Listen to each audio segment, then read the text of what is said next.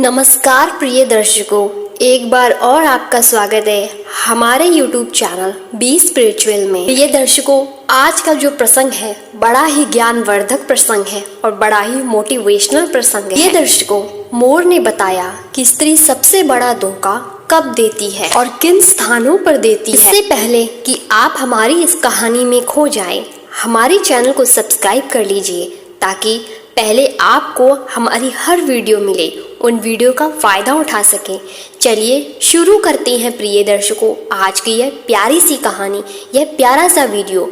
बहुत समय पहले की बात है, एक जंगल में एक वट वृक्ष के नीचे एक मोर और मोरनी का झुंड रहा करता था। उन मोर और मोरनी के दिलों में बहुत प्रेम था। बहुत समय से वे आपस में मिलजुल कर रहते थे। उन दोनों में आपस में इतना प्रेम था कि दूर दूर तक उन दोनों की प्रेम की चर्चाएं हुआ करती थी। प्रिय दर्शकों, एक दिन की बात है, किसी विवाद को लेकर के मोर और मोरनी में आपस में झगड़ा हो गया।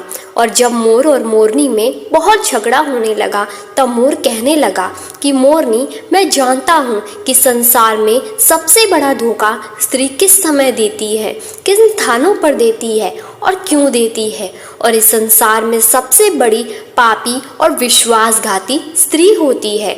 इस तरह की बात सुन के वह मोरनी कहने लगी, क्या मतलब है तुम्हारा? यह कैसे कह सकते हो कि इस संसार में सबसे बड़ी पापी और विश्वासघाती स्त्री होती है और वह किस समय पर धोखा देती है?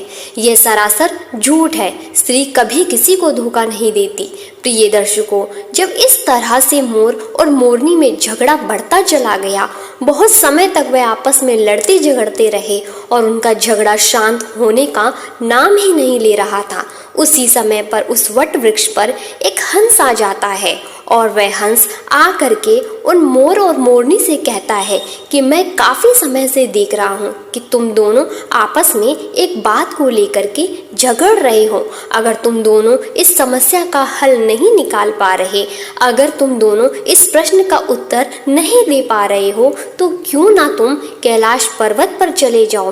कैलाश पर्वत पर जाकर भगवान शिव और माता पार्वती से अपने सवाल का जवाब पूछ लो।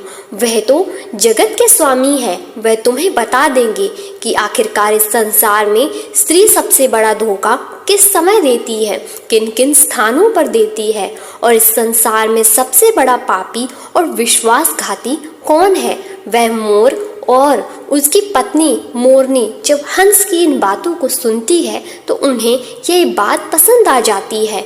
वह हंस की बात को मान करके कैलाश पर्वत की ओर उड़ते हुए चले जा रहे थे और चलते चलते ही वे कैलाश पर्वत पर पहुंच जाते हैं और भगवान शिव के चरणों में लौट जाते हैं।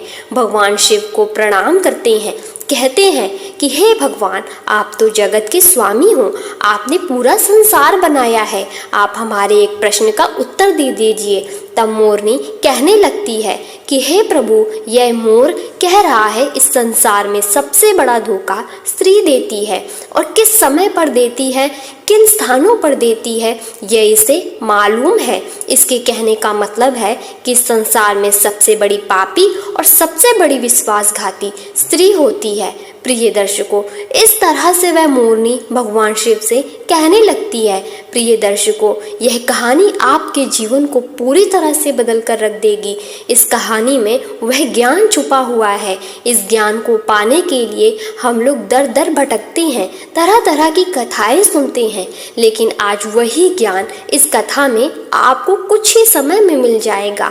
इस कथा से प्राप्त किए हुए ज्ञान को अगर आप जीवन में उतारते हो तो आपका जीवन खुशियों से भर जाएगा। आपके जीवन में गरीबी नहीं रह सकती। मैं ये विश्वास के साथ कह सकती हूँ। तब भगवान शिव मोर से कहने लगते हैं कि मोर, तुम कैसे साबित कर सकते हो इस संसार में स्त्री सबसे बड़ा धोखा किस समय देती है और किन किन स्थानों पर देती है और इस संसार में सबसे बड़ी पापी और विश्वासघाती स्त्री होती है, तुम कैसे साबित करोगे? तब मोर कहने लगता है कि हे भगवान, मैं आपको एक कहानी सुनाऊंगा। इस कहानी को सुनने के बाद में यह साबित हो जाएगा कि इस स्त्री का सबसे बड़ा धोखा किस समय देती है और किन किन स्थानों पर देती है और इस समय संसार में सबसे बड़ी पापी, सबसे बड़ी विश्वासघाती स्त्री होती है।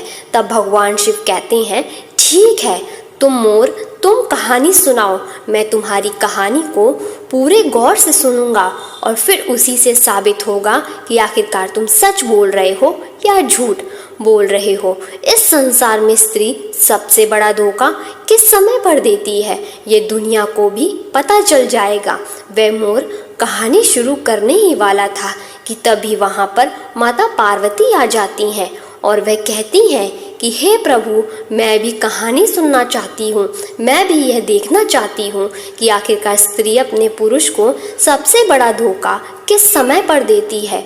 मैं यह भी जानना चाहती हूँ कि आखिरकार इस संसार में सबसे बड़ा पापी और विश्वासघाती कौन होता है, वह पुरुष होता है, वह स्त्री होती है, किन कारणों से होते हैं। इस तरह से माता पार्वती भी कहानी को सुनने लगती है। तब वह मोर भगवान शिव को साक्षी मानकर कहानी को सुनाने लगता है, कहने लगता है कि हे प्रभु, एक राज्य में एक अग्रसेन नाम का राजा राज करता था। उस राजा की 4 बेटे थे। उसके 4 बेटे बहुत ही ज़्यादा बहादुर और बड़े ही प्रतापी थे, लेकिन प्रभु सबसे बड़ा बेटा, जिसका नाम विश्वजीत था, वह न केवल प्रतापी था बल्कि दिखने में भी बहुत ही सुंदर था। उसके सबसे बड़े बेटे विश्वजीत की पत्नी रत्नावती थी, जो देखने में बड़ी ही सुंदर और बड़ी ही रूपवान थी। वह अपने आगे किसी दूसरी स्त्री को सुंदर नहीं मानती थी। एक दिन की बात है, राजा उग्रसेन ने अपने बेटे विश्वजीत के लिए किसी बात पर नाराज होकर अपने राज्य से उसे निकाल देने का आदेश दे दिया। प्रिय दर्शकों, राजा की ऐसी बातों को सुनकर सभी इस बात को लेकर बड़े ही चिंतित हो गए। उसके बाद में फिर विश्वजीत अपने महल में गया और अपने महल में जा करके वह बड़ा ही हताश और निराश हो गया। उधर विश्वजीत को उदास देख करके विश्वजीत की पत्नी पूछा, स्वामी, आखिर आप इतने हताश क्यों हैं? आखिर तुम्हें कौन सा दुख है? आखिर आपका चेहरा इतना मुरझाया हुआ क्यों है? आपका चेहरा इतना मुरझाया हुआ क्यों दिखाई दे रहा है? एक राजकुमार होकर के आखिर आप इतने चिंतित क्यों दिख रहे हैं? तब उस समय पर विश्वजीत सोचने लगा, मैंने बहुत बुरा किया है, मैंने बड़ा गलत किया है, और अपने मन की सारी बातें अपनी पत्नी रत्नावती को बताने लगता है। रत्नावती को सारी बातें समझा देता है। विश्वजीत की बातों को सुन करके उसकी पत्नी उसी समय पर मूर्छित हो जाती है, और जब वह मूर्छित हो जाती है तो विश्वजीत बड़ा घबरा जाता है और फिर उसके मुंह पर जल के कुछ छींटे डालता है। सोचने लगता है कि मैंने बहुत बड़ा गलत कर दिया है, इसको यह बताकर मैंने बहुत बड़ी गलती कर दी।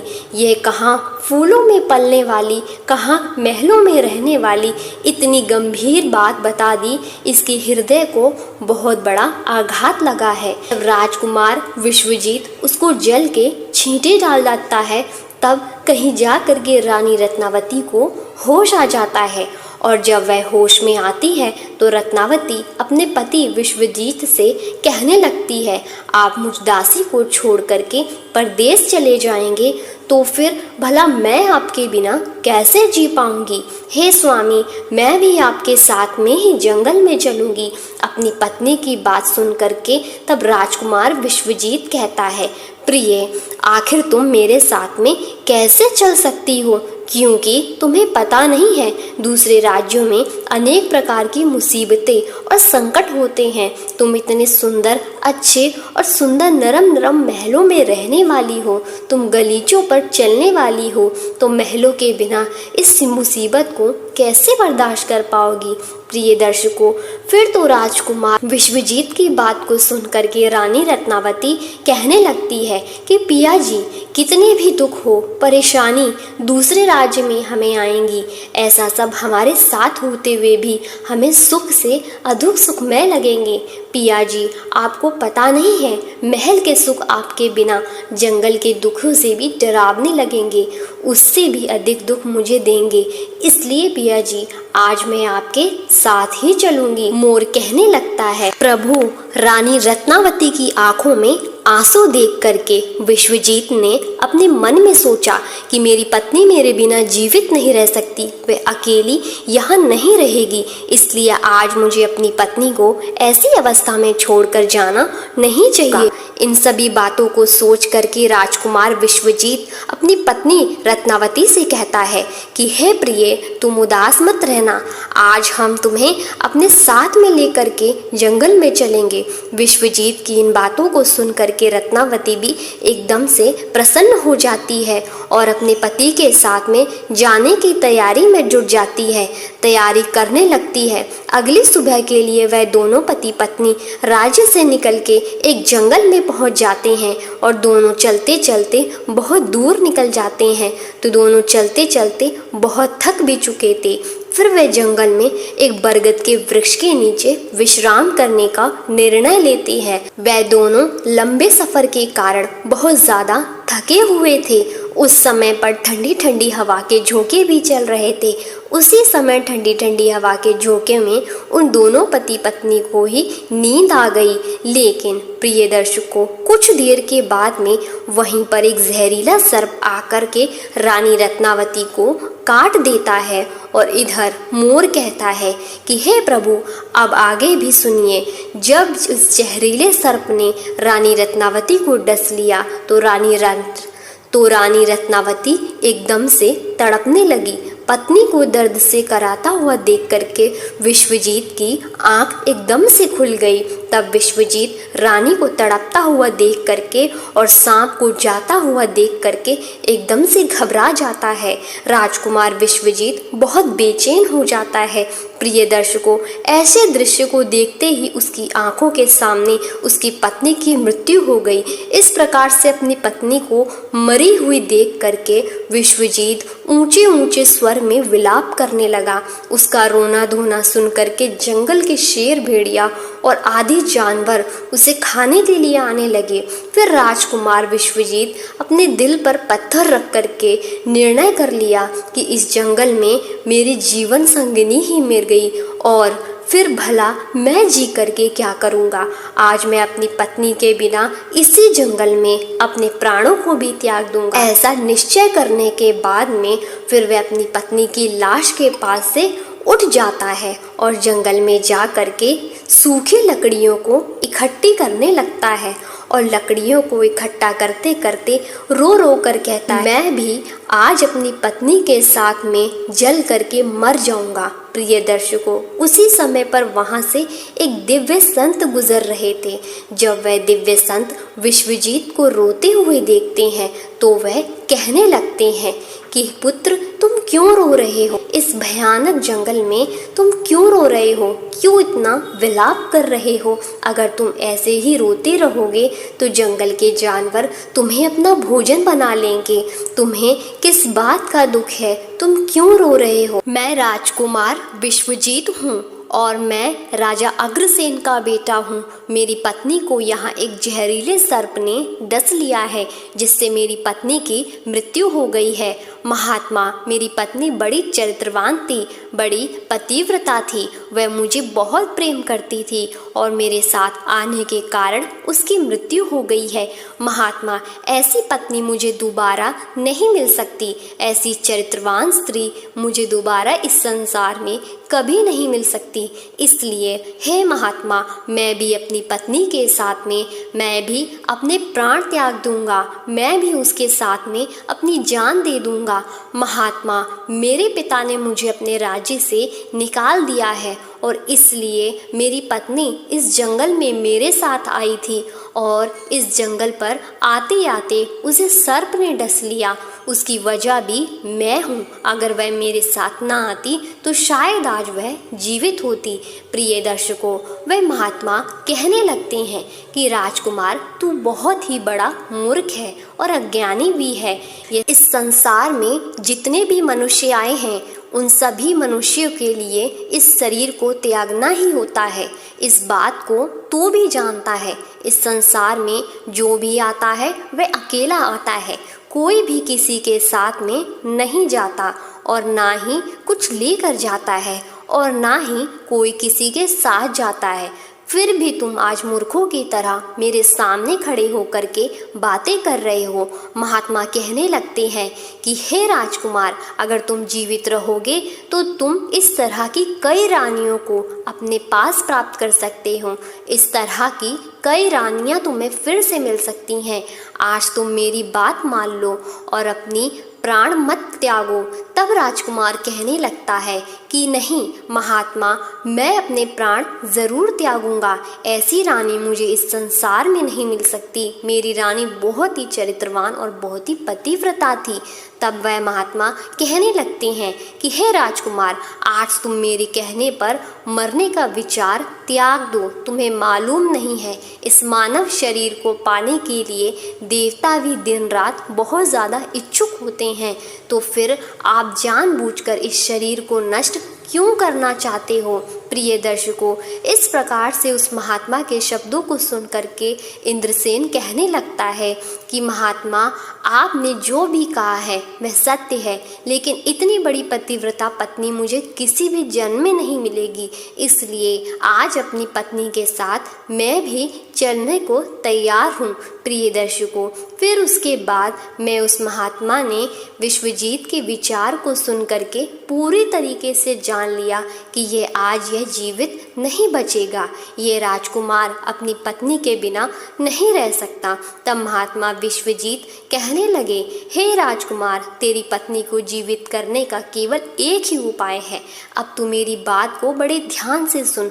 यदि तू उपाय को कर सकता है तो तेरी पत्नी भी पहले की तरह ही जीवित हो सकती है। तब विश्वजीत महात्मा की बात सुन करके जवाब देने लगता है।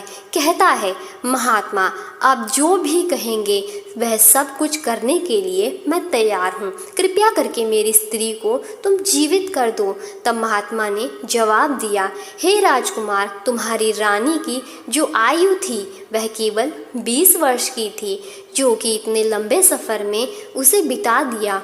इसके बदले में जो तेरी उम्र है वह 70 वर्ष की है। उसमें अभी तेरी आयु भी 30 वर्ष की बीत चुकी है और तेरे जीवन में अभी भी 40 वर्ष बाकी हैं, यानी कि तुझे 40 वर्ष और जीने का अवसर है। यदि तुम इस बात को मान लो, इस बात पर तैयार हो जाओ, तो तुम्हारी पत्नी जल्द ही जीवित हो जाएगी। प्रिय दर्शकों, इस तरीके से उस महात्मा की बातों को सुन करके राजकुमार विश्वजीत कहने लगता है कि तुम्हारी बातों को मैं मानने के लिए तैयार हूँ। फिर उसके बाद में महात्मा विश्वजीत के हाथ में जल देता है और उस जल को रानी के पैरों में डालने के लिए कहता है और कहता है कि तुम संकल्प लो कि मैं अपनी 20 वर्ष की आयु मैं रानी को दान करता हूँ। अब वह मोर कहता है कि हे प्रभु, जैसे ही राजकुमार विश्वजीत ने यह संकल्प लिया कि वह अपनी 20 वर्ष आयु अपनी पत्नी रत्नावती को दान कर रहा है, उसी वक्त दिव्य संत कहने लगते हैं कि हे राजकुमार, पहले मेरी एक बात को बड़े ध्यान के साथ में समझ लो। इससे तुम्हें गुप्त रहस्य भी मिलेगा, जिसे समझना तुम्हें बहुत जानना बहुत ही ज़रूरी है। अभी तो तुझे अपनी पत्नी की आवश्यकता है, तुम जल को डालकर उसे बचा सकते हो, लेकिन भविष्य में यदि तुम्हें अपनी पत्नी की आवश्यकता नहीं पड़ती है तो अभी कुछ नहीं बिगड़ा है। तुम अपने संकल्प को वापस ले सकते हो और जब तुम उस संकल्प को वापस लेते हो तो उसी क्षण से तुम्हारी पत्नी की मौत हो जाएगी। उसी क्षण इसकी मृत्यु निश्चित है। परंतु राजकुमार, एक बात को तुम हमेशा याद रखना, इस संकल्प को वापस लेने की बात अपनी रानी से कभी मत कहना, नहीं तो तुम अपने संकल्प को वापस नहीं ले सकोगे।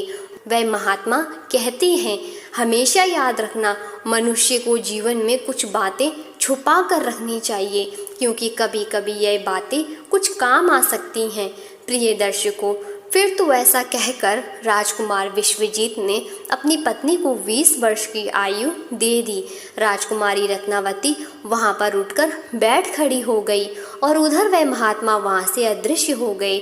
उसी क्षण राजकुमार विश्वजीत अपनी पत्नी से कहता है कि हे प्रिय, आप तो सो गई थी, मैंने आपको नहीं जगाया। फिर उसके बाद में विश्वजीत अपनी पत्नी से कहने लगा, तुम बहुत ज़्यादा थकी हुई हो और इसलिए मैंने तुम्हें नहीं जगाया। इधर मोर कहने लगता है कि हे प्रभु, इस प्रकार से राजकुमार विश्वजीत अपनी पत्नी से ये सारी बातें छुपा ली और सर्प ने तुम्हें काट लिया था और तुम मर गई थी। इन बातों को विश्वजीत ने अपनी पत्नी से गुप्त ही रखा। इधर वह मोर कहने लगा कि वहाँ से विश्वजीत अपनी पत्नी को लेकर के आगे बढ़ जाता है और कई दिनों के बाद उसने बहुत ही सुंदर स्थान को देखा और वहाँ पर एक फ़कीर की कुटिया बनी हुई थी। वहाँ पर वह पहुँच गए तो वहाँ पर उन्होंने देखा कि एक सुंदर सा फ़कीर वहाँ पर बैठा हुआ है, हुक्का पी रहा है। इधर दोनों पति पत्नी बहुत ज़्यादा थके हारे हुए हैं, इसलिए वह दोनों उस फ़कीर के पास में जाकर के बैठ गए। उस समय विश्वजीत ने अपनी पत्नी रत्नावती से कहा कि हे प्रिय, मुझे बहुत तेज़ी से प्यास लगी है और प्यास की वजह से मेरा गला भी सूख रहा है। कुएं पर चल करके पानी पीकर आते हैं। यदि तुमको भी प्यास लगी हो तो हम जा करके तुम्हारे लिए भी पानी की व्यवस्था कर लाते हैं। तब वह मोर कहने लगता है कि हे प्रभु, राजकुमार विश्वजीत की बातों को सुनकर वह रानी कहने लगती है कि पिया जी, मुझे तो प्यास नहीं लगी है, आप जाइए पानी पी करके फिर मेरे पास वापस आ जाइए। इसके बाद में पत्नी के जवाब को सुन करके राजकुमार विश्वजीत एक लंबी सी रस्सी हाथ में लेकर के कुएं की ओर बढ़ने लगा। इधर राजकुमार विश्वजीत कुएं पर पानी पीने के लिए पहुंच गया तो उसी समय पर क्या हुआ, राजकुमार रत्नावती उस फकीर की तरफ देख रही थी। इधर रत्नावती उस फकीर की सुंदरता को देख करके उस पर मोहित हो जाती है, अर्थात वह उसको पूरे तरीके से दिल ही दिल में बैठा लेती है। अब राजकुमारी रत्नावती उस फकीर से कहती है कि हे फकीर, आप तो यहाँ पर बड़ी खुशी से रहते हैं, बड़ी ही मौज से रहते हैं। तब वह फकीर कहने लगता है कि हे राजकुमारी, तुम भी यहाँ पर मेरे साथ बड़ी मौज से रह सकती हो। तब राजकुमारी रत्नावती कहने लगती है कि मैं रहना तो चाहती हूँ, लेकिन मेरे साथ मेरे पति हैं, मैं तुम्हारे साथ में कैसे रह सकती हूँ। प्रिय दर्शकों, रानी की ऐसी बातों को सुन करके वह फकीर समझ जाता है कि रानी उस पर आसक्त हो बैठी है। तब वह फकीर रानी रत्नावती के साथ में प्रेम लीला करने लगता है। तो उसी समय पर फकीर ने रानी से कहा कि आज मैं तुम्हें एक ऐसा उपाय बताता हूँ। तुम्हारा पति इस कुएं पर पानी पीने के लिए गया है, तुम अपने पति को जा करके उसी कुएं में ढकेल देना। इसके बाद में जो भी होगा हम उसे देखेंगे।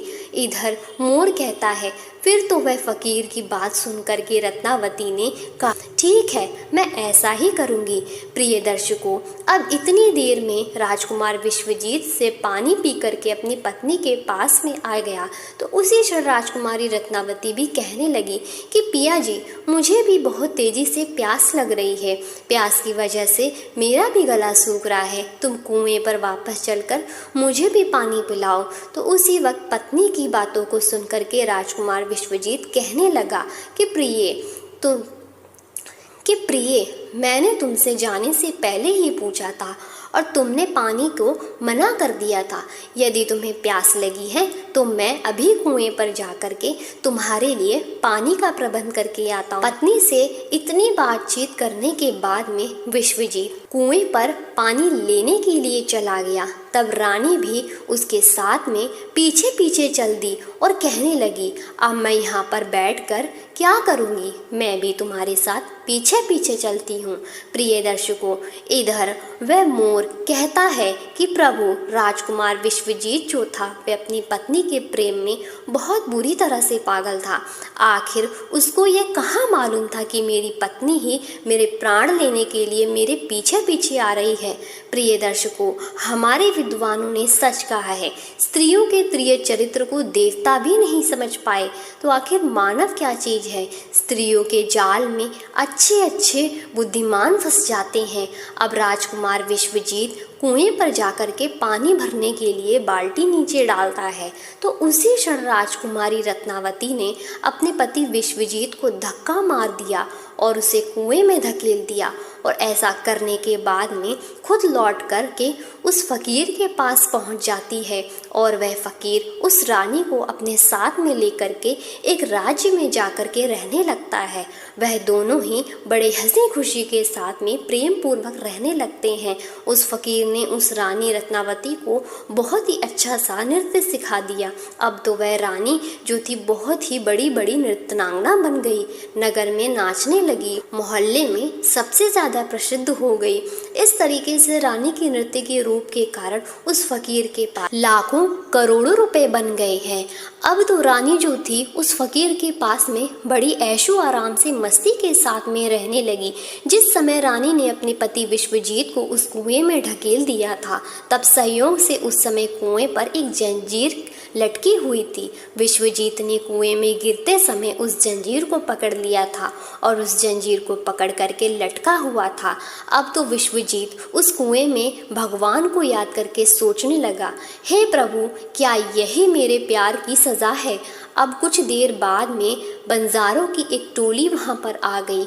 उन बंजारों के झुंड में से एक बंजारा अपनी बाल्टी लेकर के उस कुएं की ओर बढ़ाने लगा तो कुएं के नज़दीक आ करके उसने अपनी बाल्टी उस कुएं के पानी में भरने के लिए डाल दी। तब उसी समय विश्वजीत ने उस बाल्टी को अपने हाथों से पकड़ लिया।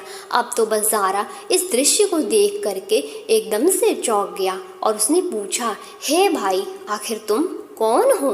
तब राजकुमार विश्वजीत ने जवाब दिया, भाई, मैं बड़ी मुसीबत का हूँ, कृपया करके मुझे यहाँ से निकालो और मेरी जान बचा लो। यदि आज तुमने मेरी जान बचाई तो मैं तुम्हारा एहसान पूरी ज़िंदगी भर नहीं भूलूंगा।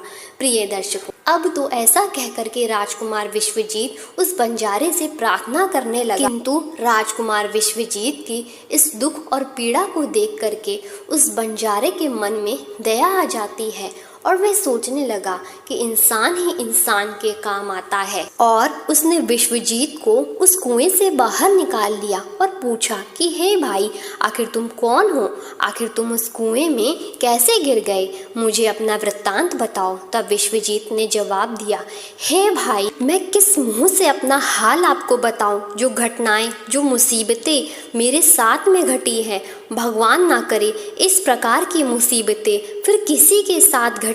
फिर विश्वजीत ने जवाब दिया, हे भाई, यदि तुम मुझसे इन बातों को जानना ही चाहते हो, मेरी परेशानी को जानना ही चाहते हो, तो सुनो, मैं आपको अपना कथन सुनाता हूँ, अपनी बीती आपको सुनाता हूँ। मैं एक राजकुमार हूँ। मेरे पिता ने किसी कारण से मुझे अपने राज्य से निकाल दिया है, इसलिए मैं अपनी पत्नी के साथ में इस जंगल में पहुँच गया और मेरी पत्नी और मैं एक दूसरे से बहुत ज़्यादा प्रेम करते थे।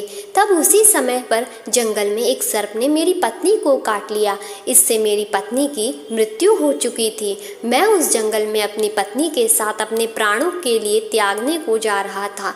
तब तक एक महात्मा ने मुझ पर दया दी और मेरी 40 वर्ष की आयु में से 20 वर्ष की आयु मेरी पत्नी को दान दे करके उसे जीवित कर दिया।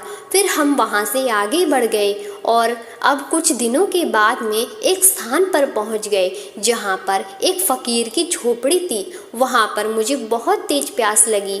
मैं अपने पानी के लिए कुएं पर चला गया। जब मैं वापस आया तो मेरी पत्नी ने कहा कि उसे भी प्यास लगी है और मुझे भी साथ लेकर के कुएं पर पानी पिला लाओ। और इसी तरीके से तय करके मेरी पत्नी मेरे साथ साथ उस कुएं पर पहुंची। मैं उस कुएं से पानी निकाल रहा था तो मेरी पत्नी ने मुझे पीछे से धक्का दे दिया। कुएं में लटकती हुई जंजीर मेरे हाथों में आ गई, जिससे मैं कुएं में डूबने से बच गया। और फिर जब आप आ गए तो मैंने आपको आवाज़ दी, जिसके बाद आपने मुझे कुएं से निकाल लिया और मेरे प्राणों की रक्षा की। अब इधर मोर कहने लगता है कि हे प्रभु, इस प्रकार से राजकुमार विश्वजीत ने बड़े उदास मन से अपनी आप बीती उस बंजारे को सुना दिया।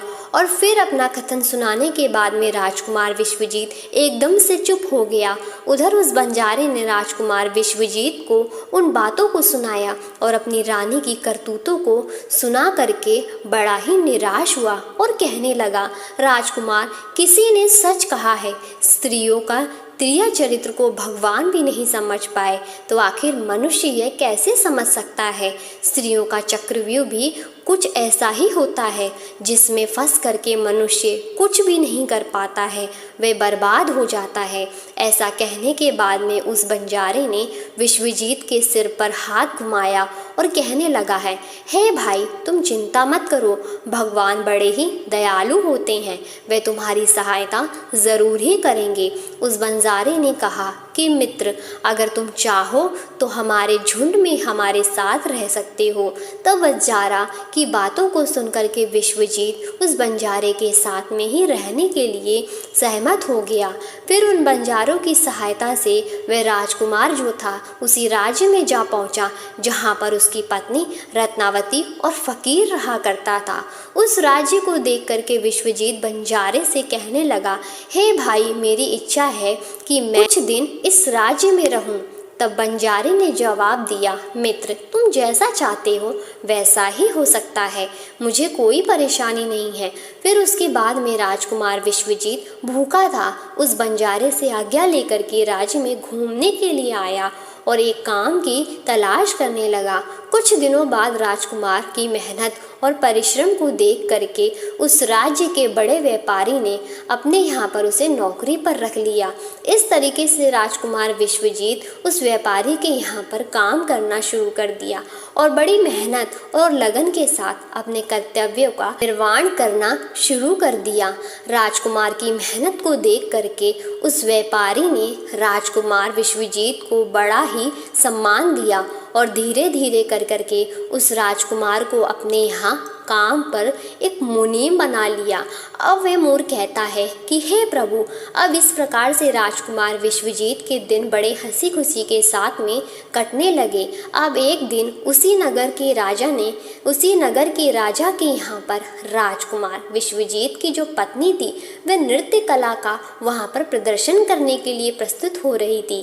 प्रिय दर्शकों, जब राजा के यहाँ पर राजकुमारी रत्नावती का नृत्य होने वाला था तब राजा ने उस शहर के सभी बड़े बड़े व्यापारी अपने यहाँ पर नृत्य देखने के लिए निमंत्रण दिया था।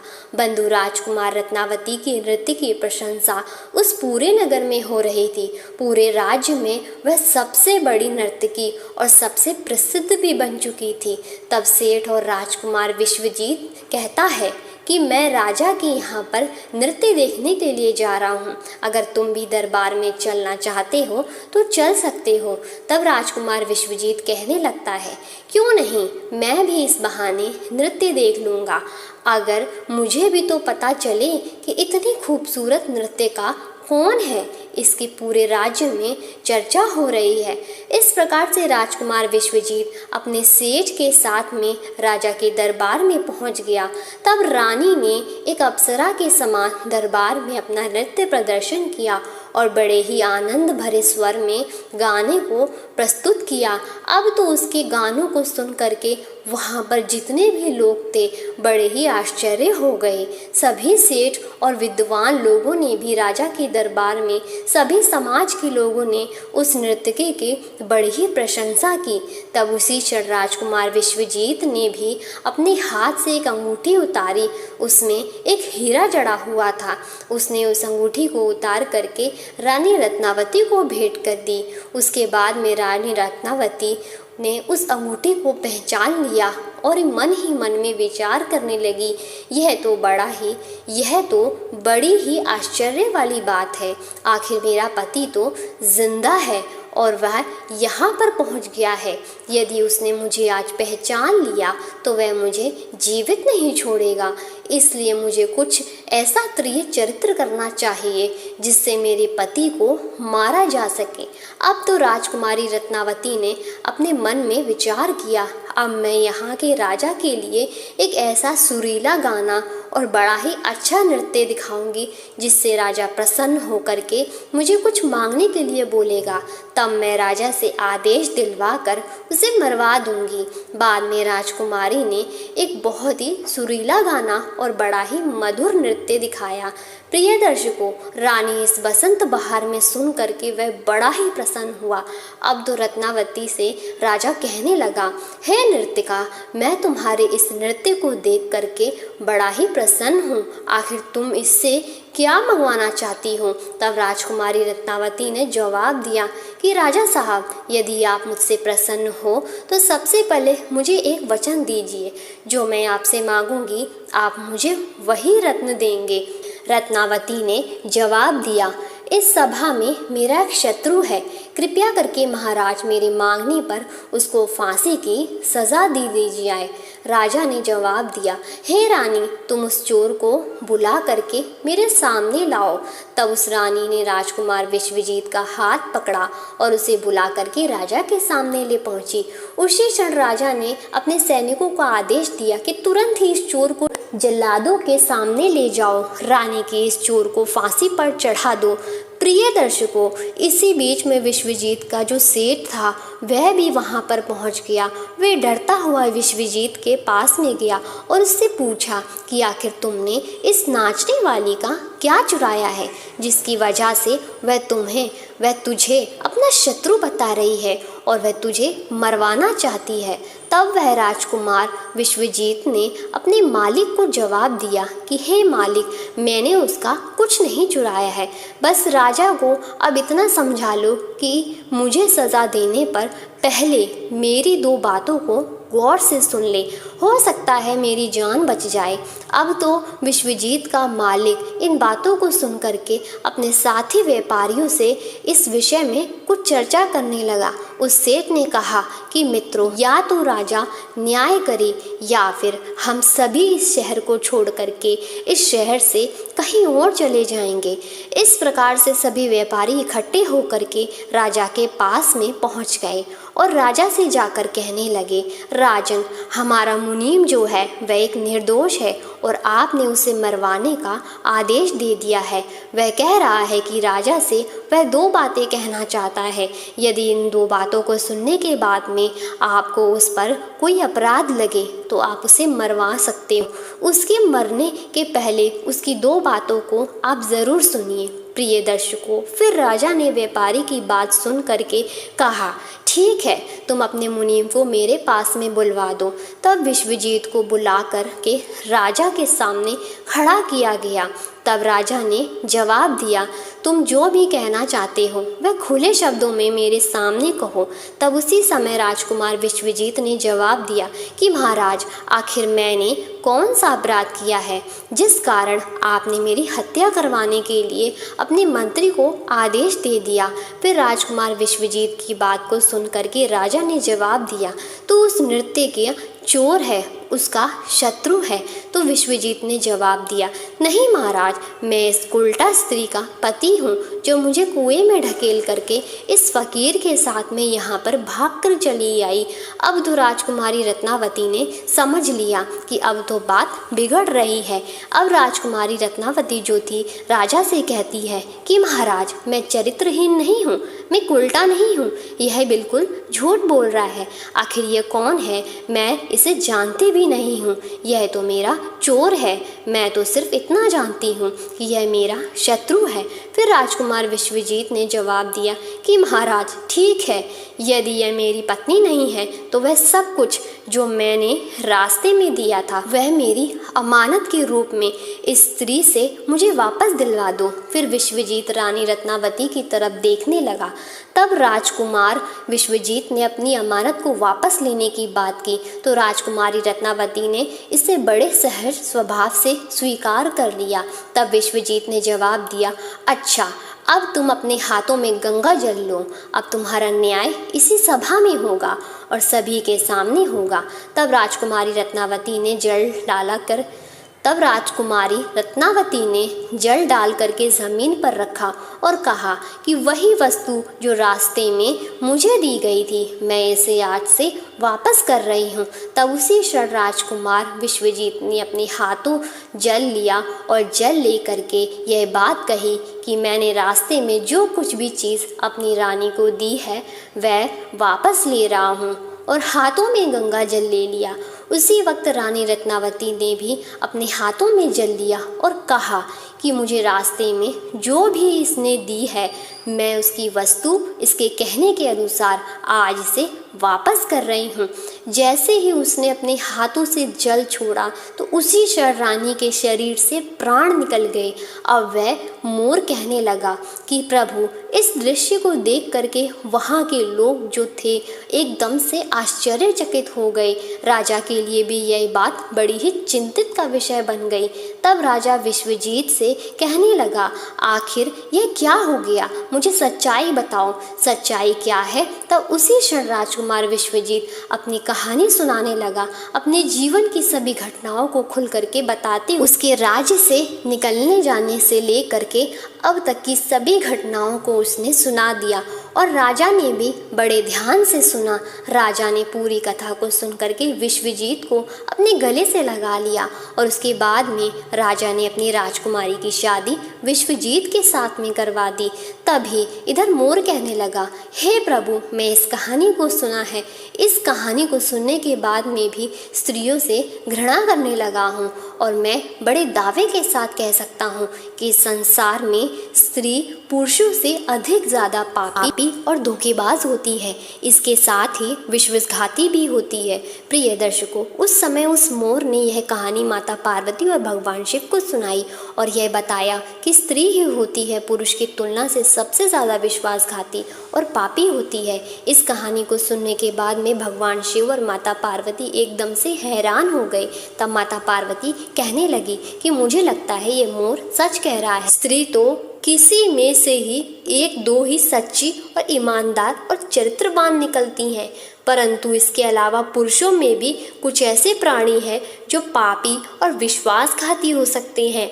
भगवान शिव ने पूछा कि मोरनी, तुम इस बात को कैसे सिद्ध करोगी कि पुरुष भी सबसे बड़ा पापी और विश्वासघाती होता है और वह किस समय पर धोखा देता है।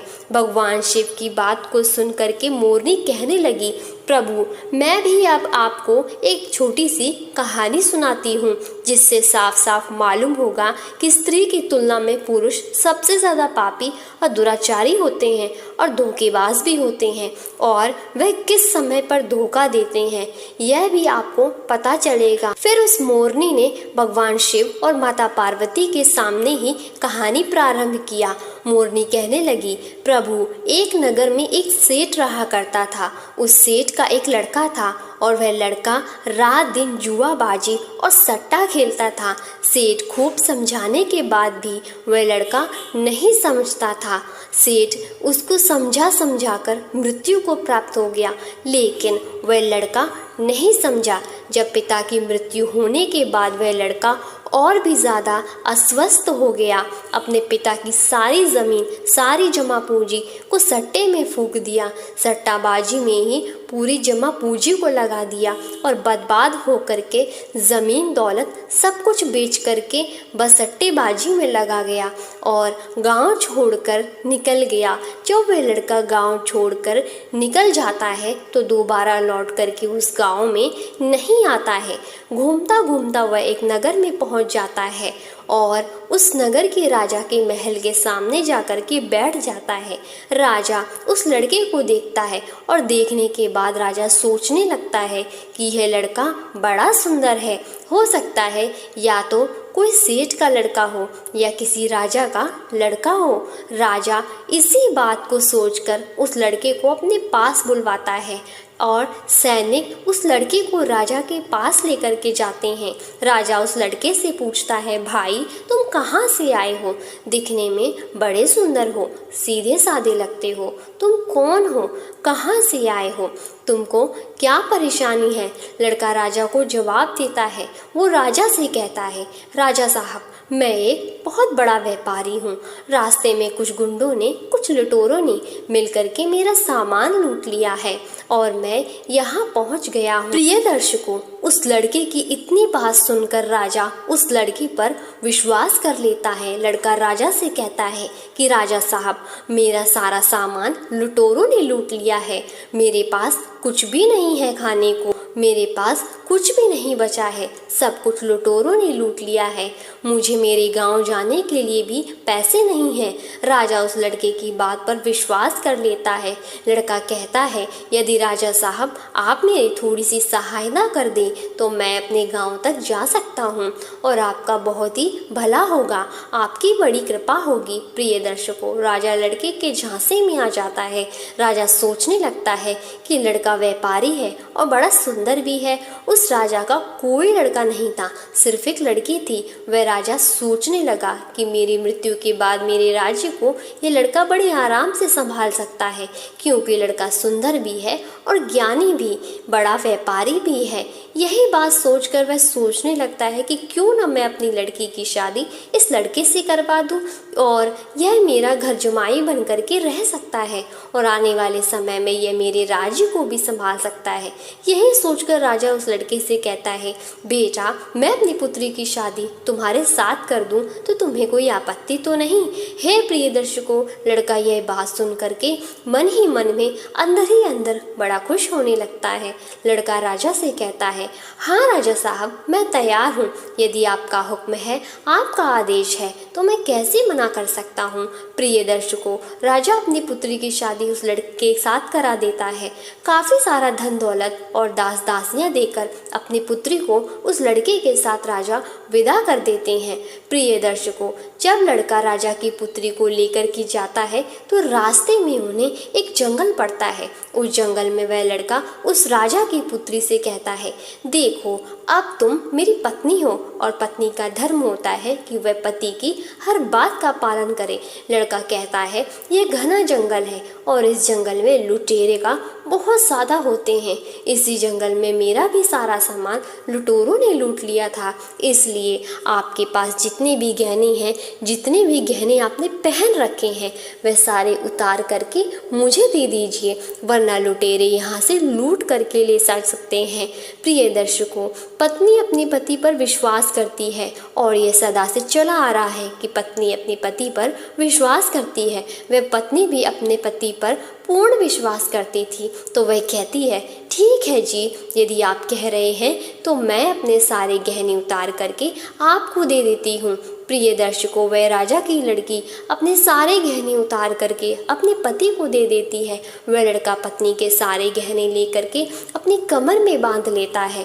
प्रिय दर्शकों, और राजा ने जितना भी धन दौलत दिया था उन सबको वह एक जगह इकट्ठा कर लेता है और रास्ते में आगे जा करके वह विश्राम करने के लिए रुकते हैं।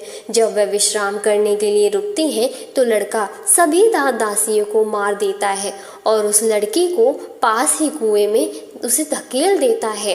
वह सारा सामान लेकर के भाग जाता है। लड़का सोचता है कि सबको मार दिया है, पत्नी भी कुएं में धकेल दी है तो पत्नी भी खत्म हो जाएगी और अब मैं इन पैसों से बड़े आराम से अपना जीवन व्यतीत करूँगा, खूब मैं जुआबाजी करूँगा, खूब मैं सट्टा खेलूँगा।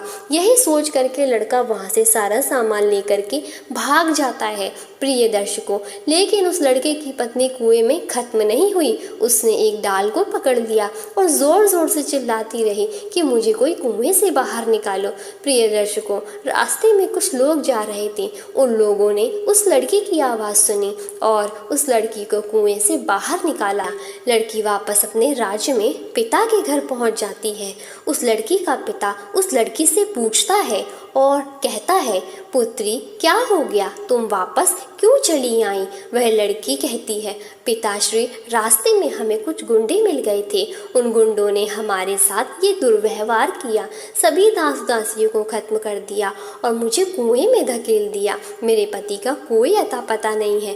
प्रिय दर्शकों, वह लड़की पतिव्रता थी, इसलिए उसने उस घटना के बारे में अपने पिता को नहीं बताया। कुछ समय के लिए वह लड़की अपने घर रहने लगी। कुछ समय निकलने के बाद वह लड़का फिर से उस राजा के द्वार पर आ जाता है, अपने ससुर के राज्य में आ जाता है। प्रिय दर्शकों, वह जितना भी धन लूट करके ले गया था उसने सब कुछ वहां पर बेच दिया, सब कुछ सट्टेबाजी में लगा दिया। लड़का फिर से अपने ससुर के पास आता है। वह सोचने लगता है कि अपने ससुर से जाकर यह कहूँगा कि ससुर जी, आप नाना बनने वाले हैं। इस बात को सुनकर ससुर जी मुझे फिर से बहुत सारा धन देंगे और धन से मैं फिर से अय्याशी करूँगा। यही सोचकर वह लड़का फिर से उस राजा के द्वार पर आता है, लेकिन उस लड़के को द्वार पर ही उसकी पत्नी मिल जाती है। वह लड़की अपने पति को देखकर पहले तो थोड़ा गुस्सा होती है और बाद में अपने पति को बुलाकर कहती है, देखो जी, मैंने अपने पिता को ऐसी कोई बात नहीं बताई है। मैंने अपने पिता से यह कहा है कि हमें रास्ते में कुछ लुटेरों ने लूट लिया है और दास दासियों को मार दिया है और मुझे कुएं में धकेल दिया है और मेरे पति का कुछ पता नहीं है। यही बात आपको भी मेरे पिता से कहनी है। प्रिय दर्शकों, लड़का अपनी पत्नी की इस बात को सुनकर बड़ा खुश होता है। सोचने लगता है कि मेरी पत्नी वह तो वास्तविकता में एक पतिव्रता है। प्रिय दर्शकों, लेकिन कुत्ते की पूंछ को कितना भी वर्ष आप सीधा करके रखो, लेकिन वह कभी सीधी नहीं होती, वह टेढ़ी की टेढ़ी ही निकलती है। कुत्ते की पूंछ कभी भी सीधी नहीं हो सकती है। इसी तरीके से यह लड़का भी कभी सीधा नहीं हो सकता। यह लड़का फिर से राजा के पास जाता है और पत्नी ने जो बात कही वही बात राजा से कहता है। प्रिय दर्शकों, लड़के की बात पर राजा विश्वास कर लेता है। प्रिय दर्शकों, लड़का अपनी पत्नी से फिर से कहता है कि देखिए, मैं आपको लेने के लिए आया हूँ, मुझे अपनी गलती का एहसास है। पता नहीं ऐसा क्या हुआ था मेरे साथ जो मैंने आपके साथ ऐसा व्यवहार किया, लेकिन मुझे अब मेरी गलती का एहसास हो गया है। मैं आपको लेने के लिए आया हूँ। आपको कल सुबह ही प्रातःकाल ही मैं यहाँ से ले करके जाऊँगा। आप तैयार रहिएगा। अब आप जाकर सो जाइए। प्रिय दर्शकों, सारे घर वाले सो जाते हैं। राजा सो जाता है, उसकी पत्नी सो जाती है। वह लड़का आधी रात को उठता है और राजा की तलवार से राजा की गर्दन काट देता है, अपनी पत्नी की गर्दन काट देता है। सभी को मारने के बाद में वहाँ से सारा धन और स्त्री के गहने चुरा करके फिर से अपने गांव लौट आता है। इस प्रकार से मोरनी कहने लगती है, अब आप ही बताइए कि संसार में सबसे बड़ा पापी और विश्वासघाती कौन है? अब न्याय आपके हाथ में है। अब आप ही बताइए कि संसार में सबसे बड़ा पापी और विश्वासघाती कौन है? तब भगवान शिव कहने लगते हैं कि मैंने तुम दोनों की कहानी बड़े ही ध्यानपूर्वक सुनी कि दोनों का न्याय करता हूँ। सच में संसार में स्त्री पुरुष में सबसे ज़्यादा पापी और विश्वासघाती कौन होता है, यह तो स्पष्ट करना मुश्किल है। भगवान शिव कहते हैं कि बिना किसी शंका के यह सत्य है कि इंसान की सोच जब उसके स्तर से नीचे गिर जाती है तो वही इंसान पापी और विश्वासघाती होता है, चाहे वह स्त्री हो या फिर पुरुष हो। मनुष्य को किसी भी प्रकार के पाप करने से पहले यही सोचना चाहिए कि क्या वह सही कर रहा है या फिर नहीं। पापी और विश्वासघाती होने के लिए मनुष्य में कोई जाति नहीं होती, उस इंसान की सोच और प्रीति भाव का परिणाम होता है। प्रिय दर्शकों, वास्तव में इंसान की सोच ही उसके स्तर से नीचे गिर जाती है तो वही इंसान पापी और विश्वासघाती बन जाता है, चाहे वह स्त्री हो चाहे वह पुरुष हो। प्रिय दर्शकों, इस प्रकार से भगवान शिव उस मोर मोरनी का न्याय करते हैं। प्रिय दर्शकों, हमारी आज की कहानी, आज का वीडियो यहीं पर समाप्त होता है। हमें उम्मीद करते हैं कि आपको ये हमारी ये कहानी पसंद आई होगी और आप इससे ढेर सारी प्रेरणा लेंगे। मिलते हैं अगली ज्ञान चर्चा के साथ अगले वीडियो में। तब तक के लिए नमस्कार और आप सभी का धन्यवाद।